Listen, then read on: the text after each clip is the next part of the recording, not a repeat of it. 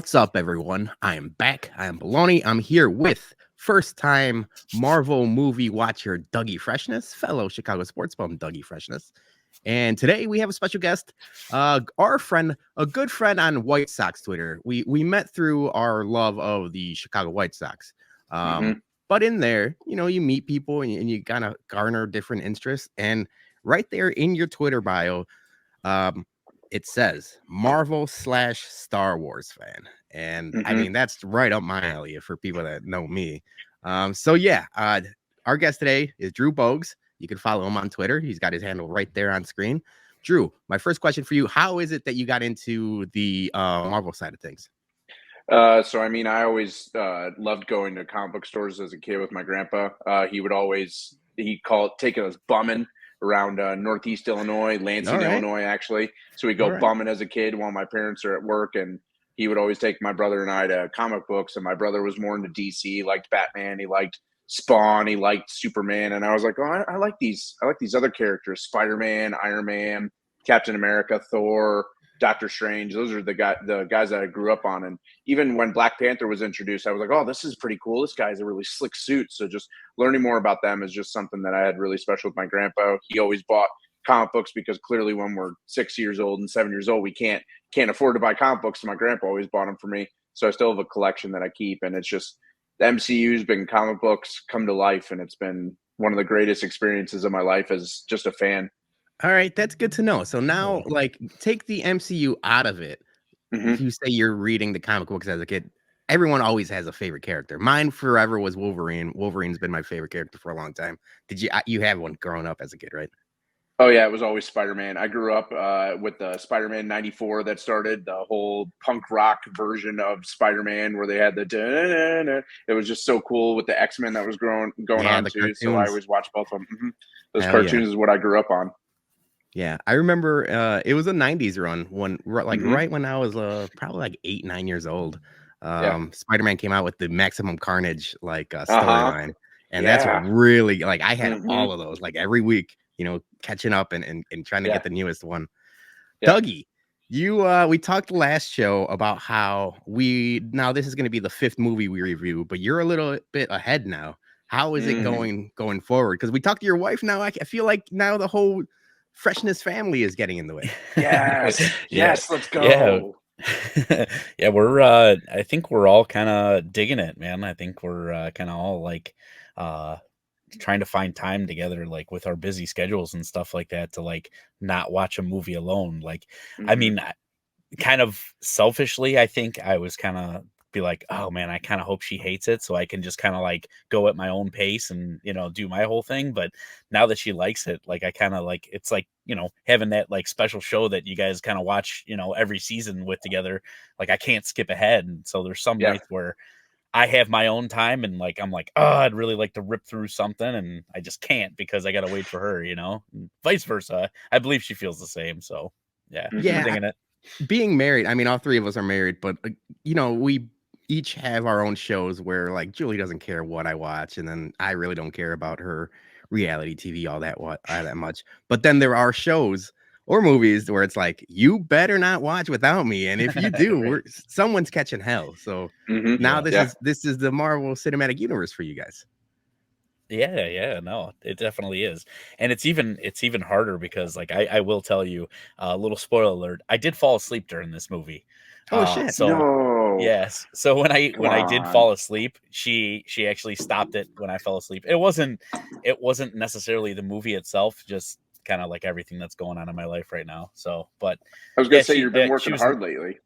Yeah, dude. Yeah, it's been a grind, but she did stop the movie right when I fell asleep, so we were able to pick it up right where I left off. So nice. Well, there we go. Well, let's pick it up where we left off. We talked about Thor last movie, and now Captain America: The First Avenger is the one following that. Same year, 2011, Captain America: The First Avenger, with a budget of $140 million, directed by Joe Johnson.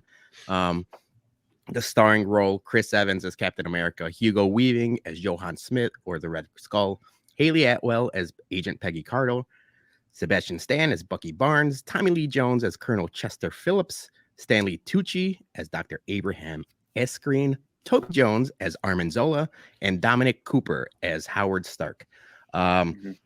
So I'm just gonna get right into it. Like, if you guys have been watching previous shows, we'll split this up into like 4 quarters, almost like a basketball game or a sporting event, if you will. And then we'll get everyone's thoughts and reactions as we go along. So the movie starts off in present day, or what is present day MCU, in the Arctic, and they find a ship, a frozen ship, and inside, it's like right before even the title credits start, is a frozen Captain America shield.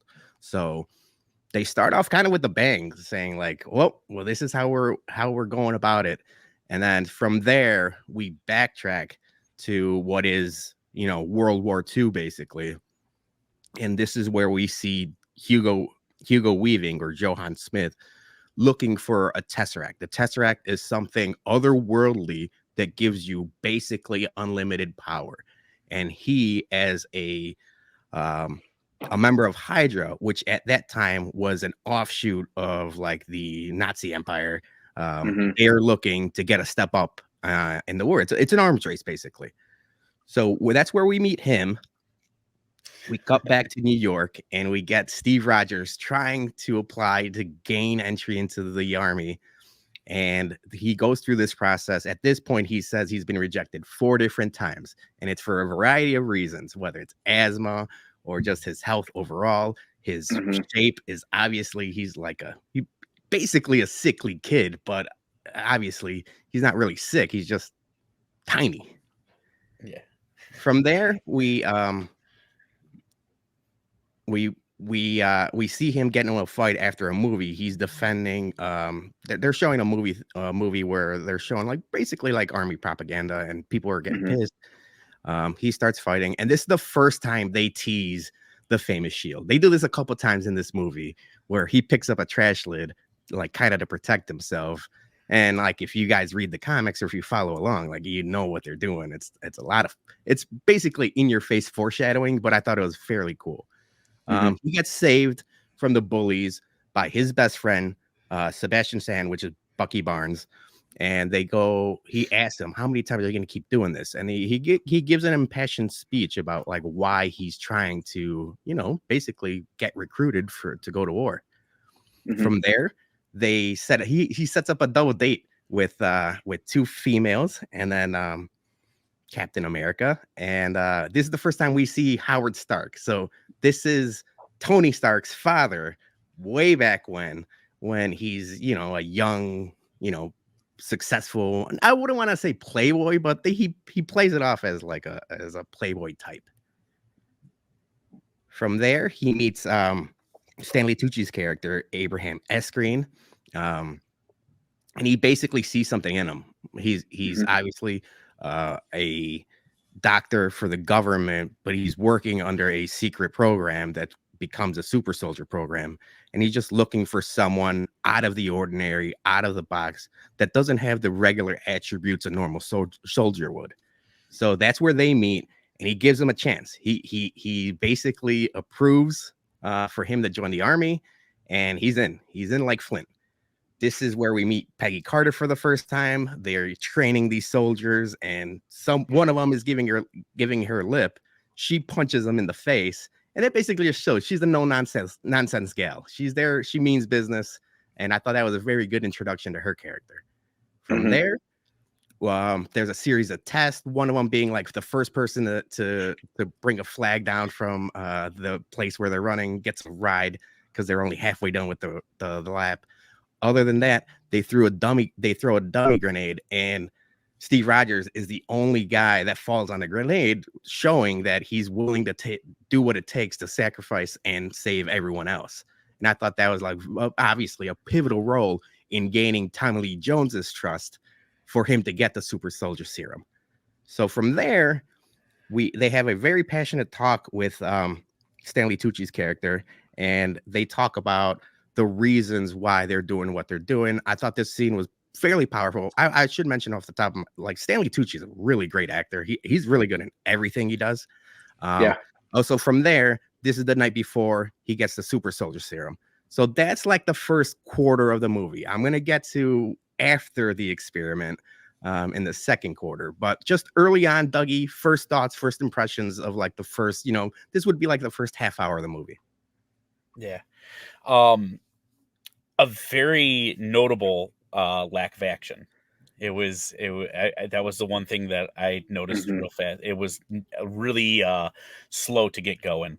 And that was actually where I fell asleep, was during this part. But I was glad that she stopped it and we went back, because it was actually one of my favorite parts when he's sitting there with the schnapps and like he like pours him a glass and then he's like, whoa, whoa, whoa, whoa, you're actually supposed to be fasting or whatever he said, and then takes it from him. And then you fast forward just a little bit to like when, he's like, hey, just save me some of that schnapps. He goes, oh, I probably should have. And we've all had those moments. I had that moment this weekend. Probably should have. Yeah. But that was a really funny part for me. Obviously, like seeing him as such a small guy, it was just like, man, like how they really made him look so tiny compared to like what he is just in real life.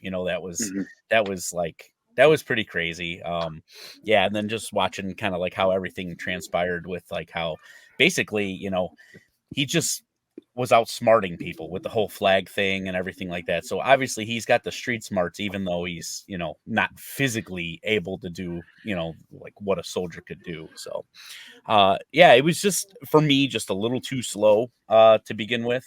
Just the plot like took a little bit too long for me to get going or whatever in this first half hour. But once they started getting into the whole like transformation, that's when I started liking it. It was a lot of setup. I do agree with you there. Going back and doing the slideshow for the show and watching the movie, it was. I mean, the slideshow itself is predominantly the first half of the movie compared to the second half, because it is a lot of setup. Drew, what'd you think? I mean, it's really important, because think of where we were in 2011. Chris Evans was just doing Fantastic Four, and I only thought of him as the Johnny Storm type. I didn't think he could be the noble character who uses his brain and is able to use his heart.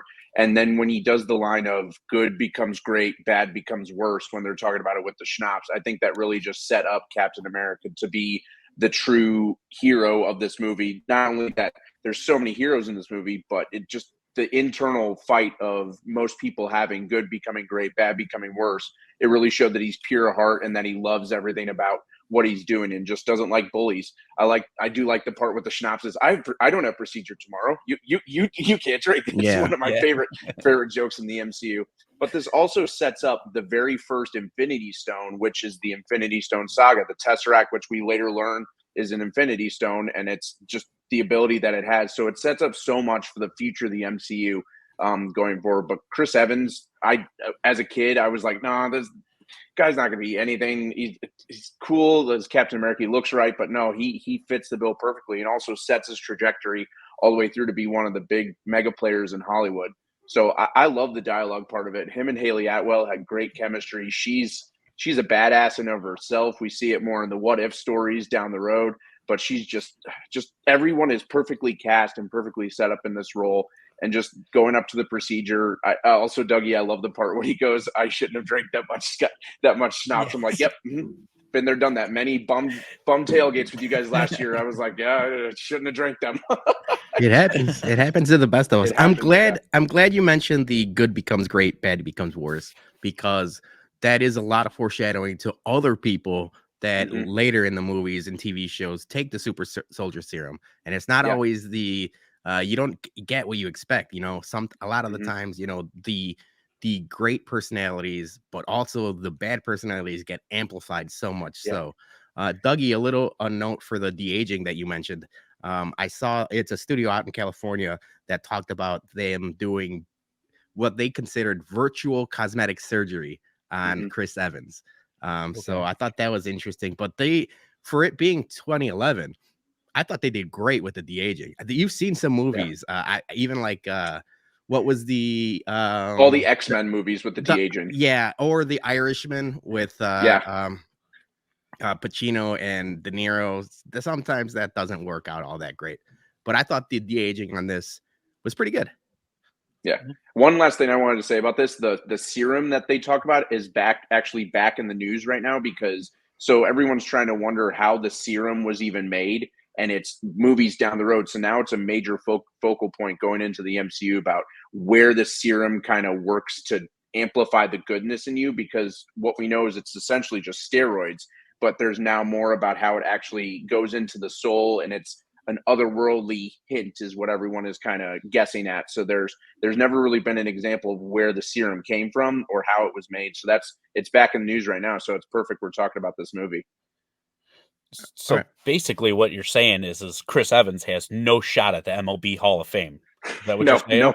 No shot. No shot. shot. McGuire. Okay. Nope. Yeah. All right. Yep. Okay. Yeah. He's right there with Bonds and McGuire and Sosa and everyone else. Fair enough. So speaking of Bonds, McGuire, and Sosa, this is where his head size, shoulder size, and everything else gets ramped up, because where Dougie woke up for the abs. Dougie wakes up just enough time to see the perfect physique on Chris Evans. And that's where the movie where you mentioned Dougie was started off slow. I feel like from this point forward, it ramps up at a pretty frantic pace. So during the procedure to make him the super soldier, basically make him Captain America, they were infiltrated by Hydra. A bomb goes off, and at that point, Stanley Tucci's character passes away. He gets shot, and he just points at his heart, at Chris Evans' heart, or Captain America's heart, and just reminds him why he was picked for the program. There's a chase scene that ensues, and here is another foreshadowing event where he rips off, or the door falls off a cab, and he basically picks it up, uses it as a shield. They got the star right there. It's another one of the, like, really, hitting you over the head with it. But I liked how they did it. So he catches up to the assailant. He takes a cyanide capsule and basically tells him, "Hail Hydra." And that's where we find out, like, there's Hydra is a thing going forward in the MCU where basically bad spies. From there, he becomes Captain America, but not in the way you would assume. He doesn't immediately become a soldier. He doesn't immediately lead the charge on the front lines.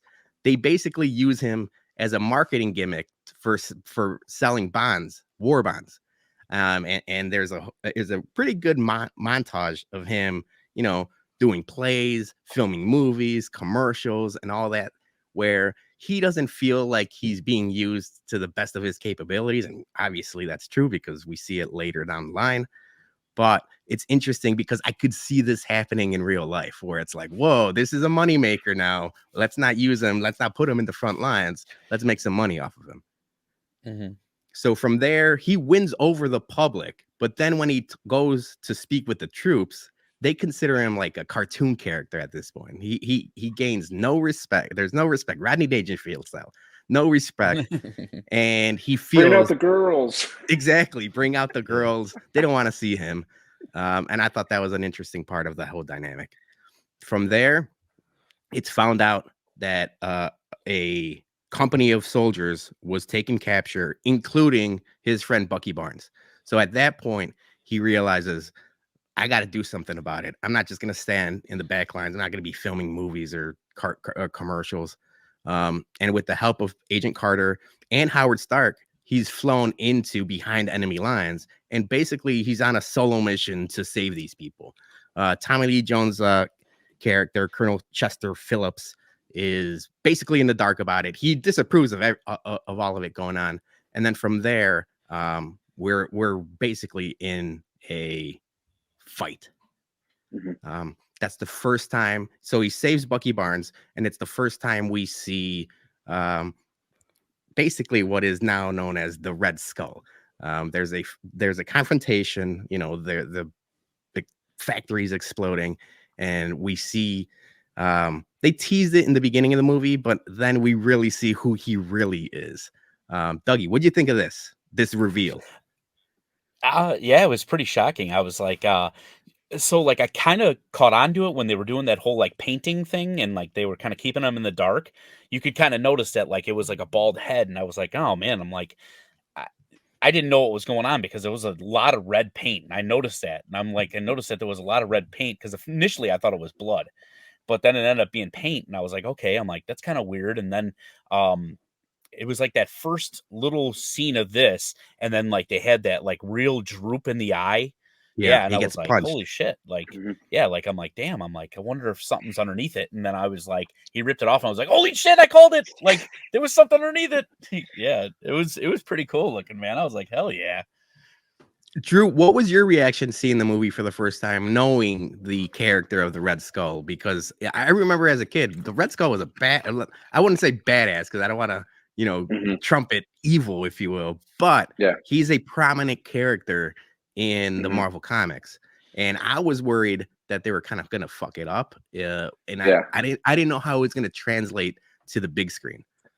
Yeah, I think the comic accuracy of the Red Skull is something that's really perfect. I mean, just the nose, the eyes, it just all works perfectly. And I'm just, as a kid, and I'm just like, the nose kind of creeps me out. And I'm just like, all right, cool. He doesn't have the giant schnoz that I have, which is good for him. But I think the comic accuracy was perfect. His delivery. Hugo Weaving is a great villain. I mean, we know from the Matrix series, but he's also a good hero. He has the duality of doing both, which makes him a better villain. He knows what Captain America is feeling. And just the arch nemesis of Captain America couldn't have been played by anyone else that's better. It blew my mind away. It was so good. All right. So we back in the movie, Captain America saves everyone. They walk back and both Colonel Chester Phillips and Agent Carter are surprised to see everyone still alive. And that's where the Captain America legend turns from, a cartoon or a publicity stunt to, holy shit, this might be something or someone that's going to help us win the war. So they give him a Medal of Honor. He doesn't make the appearance, but we do get the Stan Lee cameo that now is in every movie. Dougie, did you catch this watching it? No, I did not catch it. I was actually going to ask where it was at.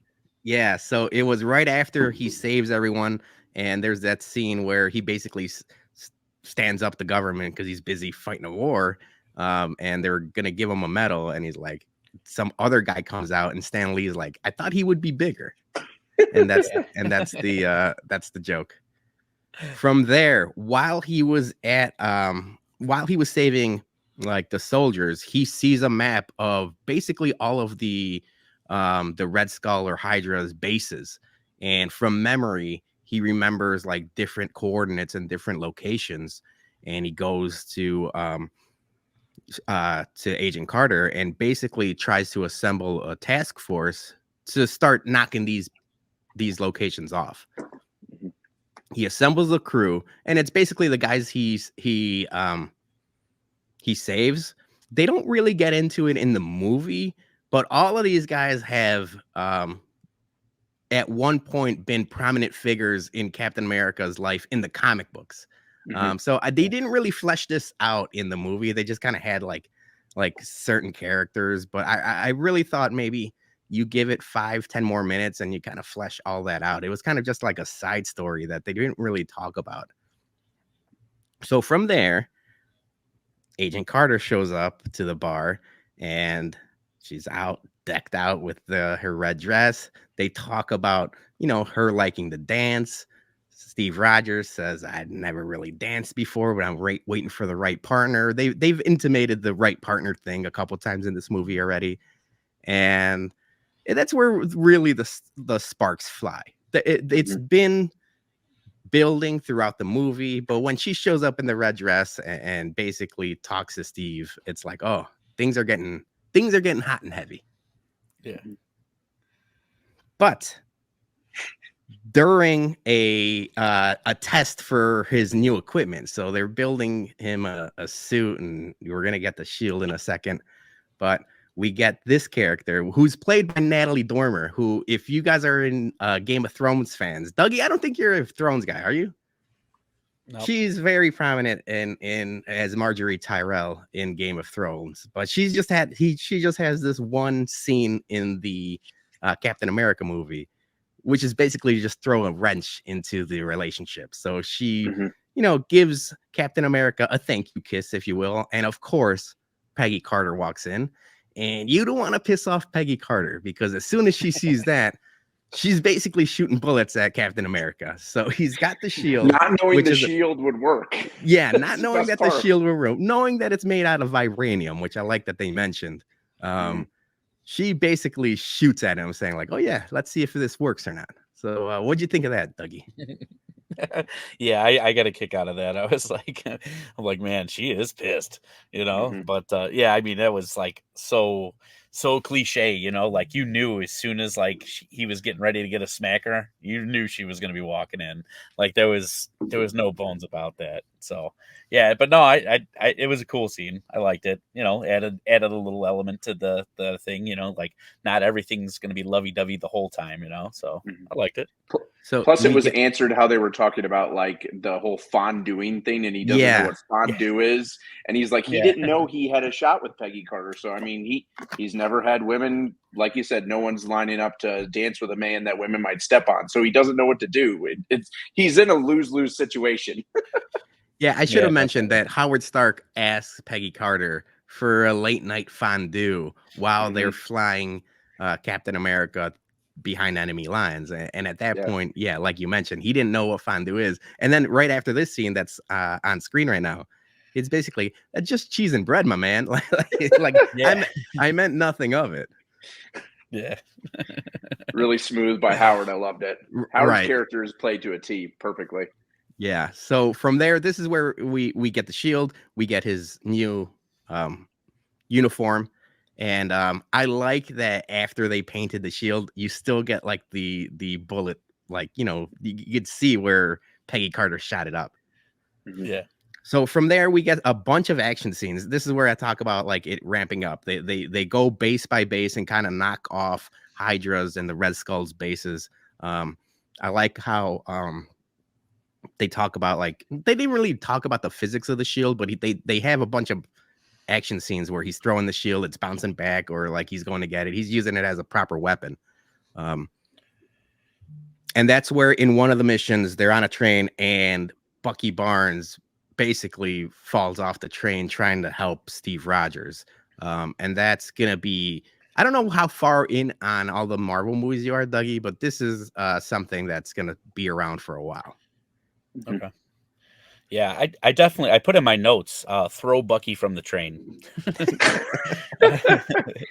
But the one thing that I did want to point out was I thought at this point of the movie, like some of the CGI kind of went backwards. Definitely his running was pretty not that great. I mean, like it was, it was total green screen and it was pretty bad. The zip line too, to get onto the train. Yeah. That was a little rough. Like I wasn't expecting it, because I was like, man, the last movie, the CGI was really, really good and really improved. And then it kind of took a step back. Yeah, I got throw Bucky from the train. And then kind of right after that or whatever, he can't get drunk. Captain America can't get drunk. I'm glad you mentioned that. So I had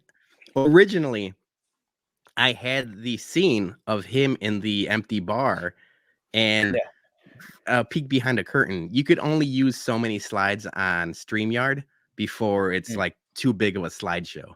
So I ended up getting that one. I took that one out, but I'm glad you mentioned it because I had it there. And he talks about because of his advanced, what did he call it? Metabolism. His metabolism is that he can't get drunk, which another teaser, it might be otherworldly, but he eventually does get drunk, Dougie. Oh, so stay tuned for that. Mm-hmm. Nice. Yep.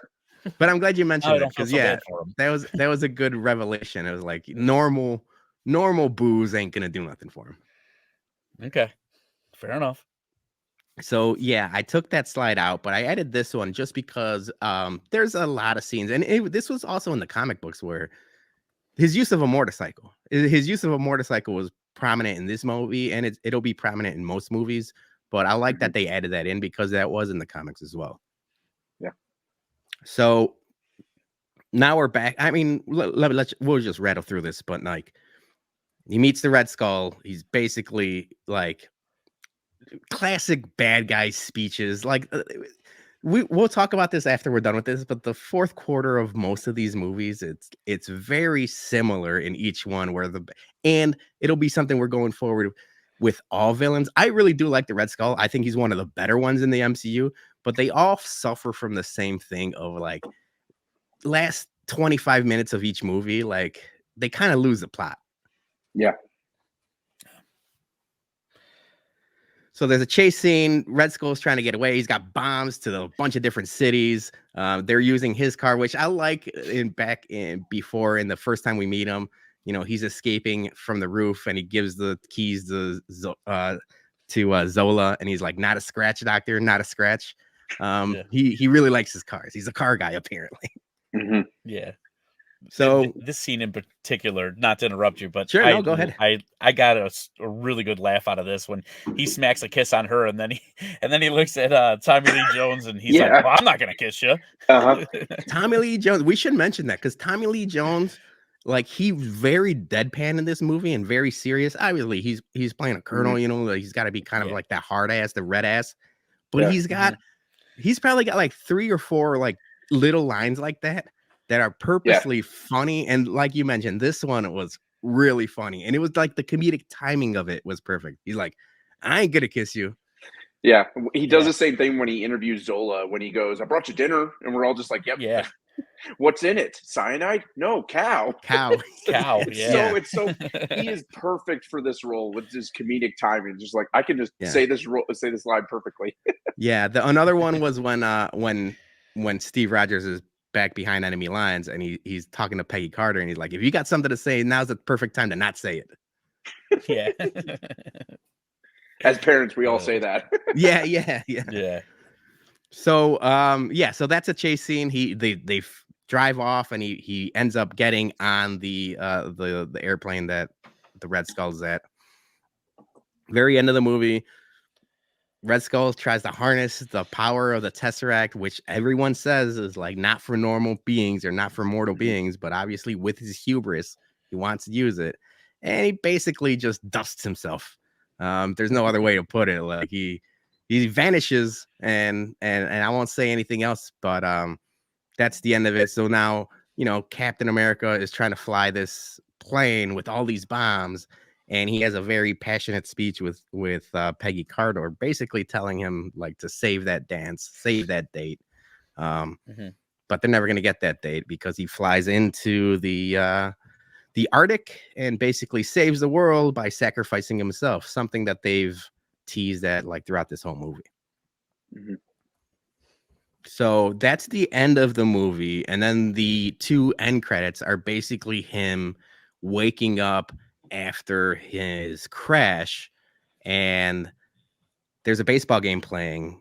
And I liked how they talked about, or how they teased this, that like he's obviously in the real world now. So he's in the real world, but they have like the hospital and everything decked out as if he was still in the 1930s or 40s.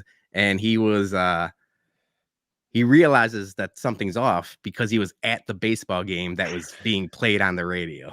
I'm like, what are the that's odds? pretty. What are the that's odds? A pretty good baseball nerd, just like us. Steve Rogers, baseball nerd, suffering baseball fan, just like us. Yep. Yeah. So he leaves. He escapes the facility. He's in present day Times Square, and that's where we meet Nick Fury, who's Samuel L. Jackson's character, basically telling him, "You've been asleep for close to 70 years." And that's how the movie ends. And then the second tease, or the second post-credit scene, is basically a trailer for the Avengers movie. So that's how like they teased the trailer. And I remember watching that live. That got me hyped the hell up. So Dougie, seeing the post-credit scene and things like that, and seeing the full trailer, what did that make? How did that get you going?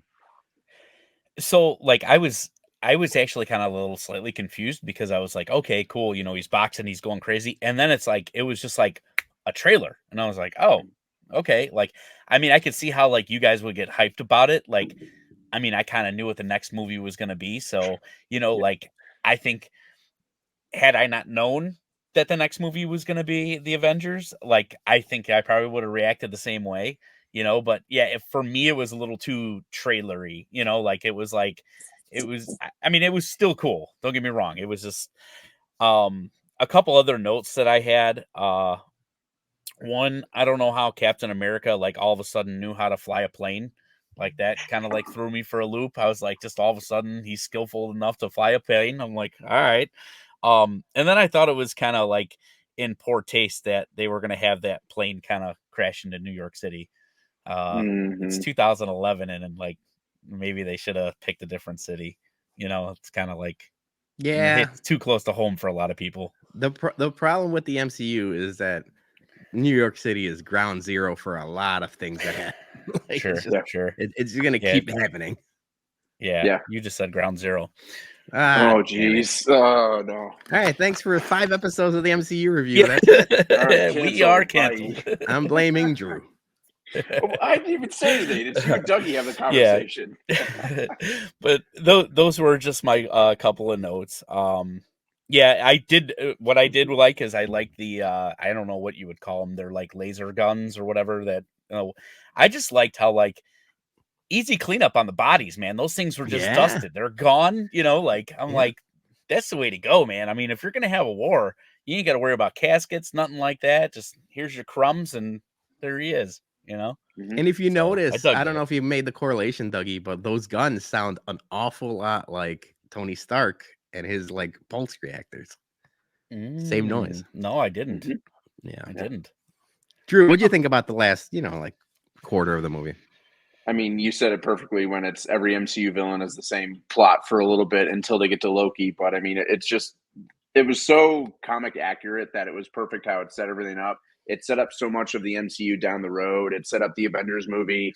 And the more that time has gone on, this ending of this film has really resonated with fans of bringing back memories. Dougie, as you move forward with more of your MCU watching, you're going to be like, oh, I remember that from that movie. I remember that from that movie. But Captain America really holds up to this day of just knowing a lot of things that are moving forward and down the road into the current MCU. So just the comic accuracy, the things that I've grown up knowing, and just the story was just perfectly said. And I mean, yeah, we all know about the dusting. I'm just going to say dusting for that, for Dougie to tease there for that.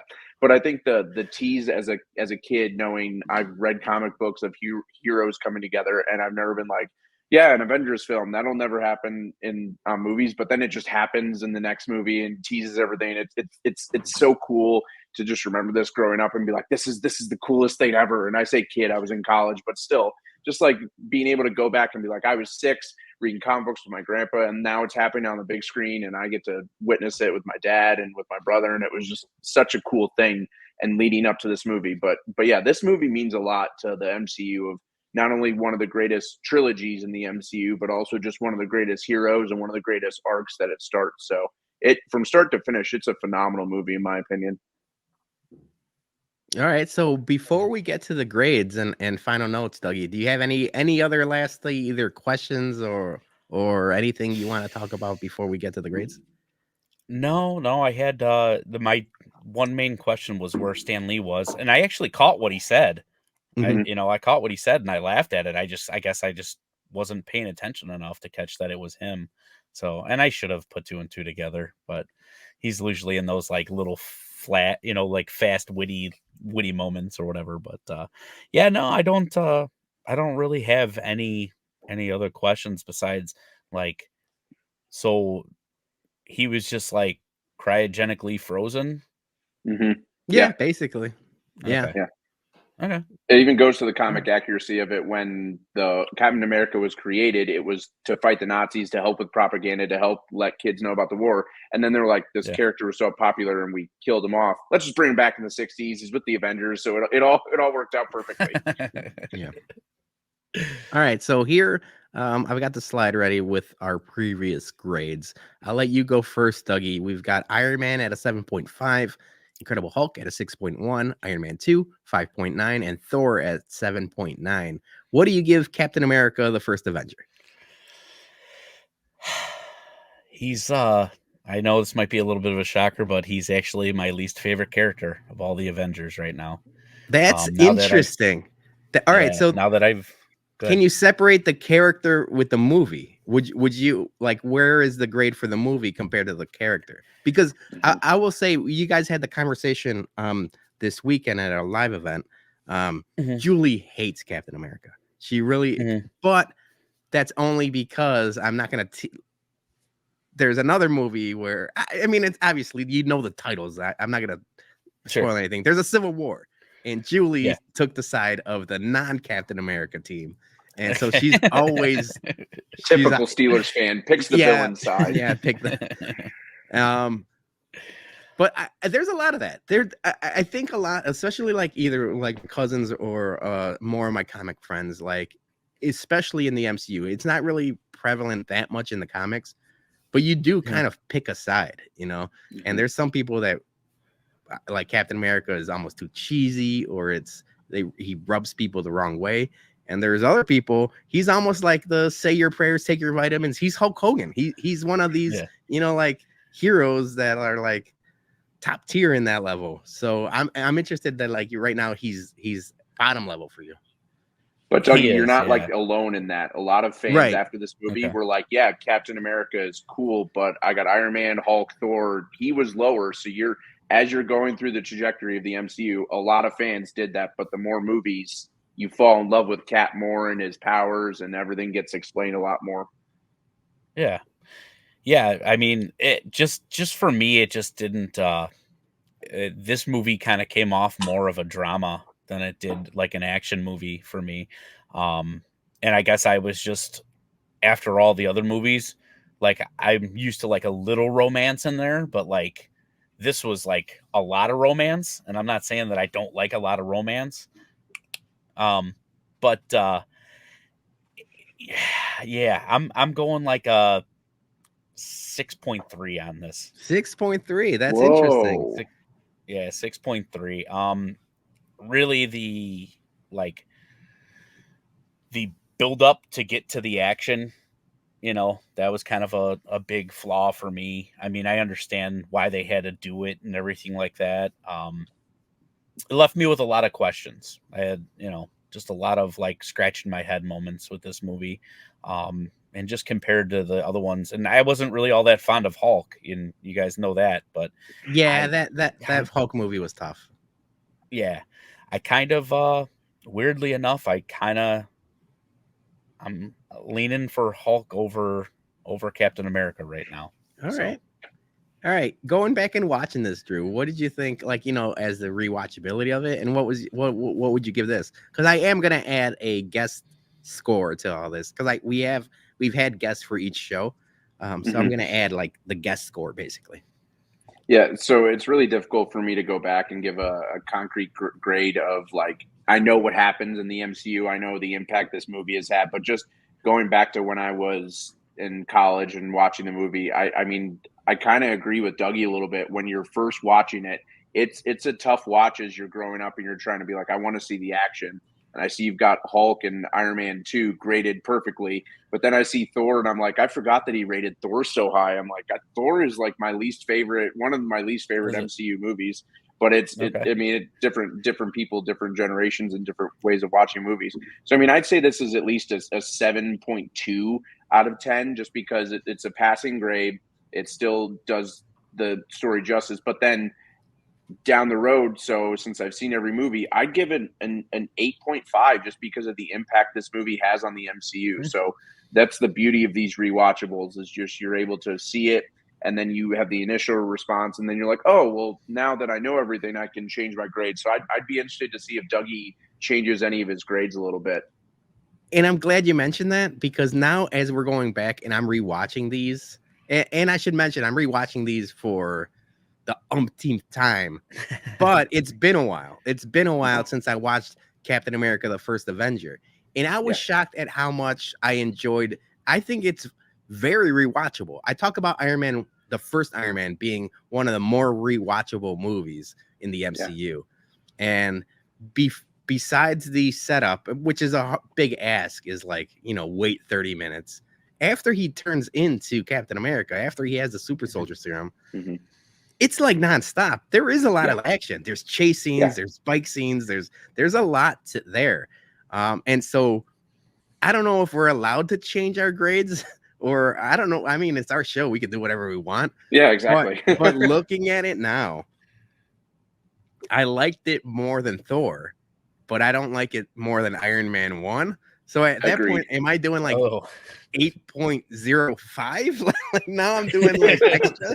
That's the most, I don't know what I'm gonna do. Or maybe I just bump Thor down a little bit and give Captain America the 8.0. Because I think what you guys should do is if you have any changes, you get like 3 to 4 significant changes after you've rewatched them and know the whole story and be like, okay, I've got 3 vetoes that I want to change my grade from this to that. And so like kind of a hierarchy change. Yeah. We can't be switching it all the time. But now looking back, and we talked about it last show, I really do like Thor as a fish out of water story. And that's what made me like, it's funny and things like that. But now it's like, oh yeah, Captain America, the First Avenger, much better movie. But I don't have much leeway there. So yeah. At this point, I'll say 8.05. But I don't know. We'll figure that out. Shit. All right, Drew, thank you so much for having us. We've talked about, this is a long series. We've got a long way to go. So I imagine you'll be back for another movie or two. But any last thoughts, any last Marvel thoughts before we let you go? No, thank you so much for letting me join. I mean, Captain America through the MCU has become my second favorite hero. Clearly, Spider-Man's always going to be my favorite, but my best friend, who was my best man at my wedding, he's always Team Iron Man and I'm always Team Cap. And I'm like, cool, I got the steroids, you got some clunky suit.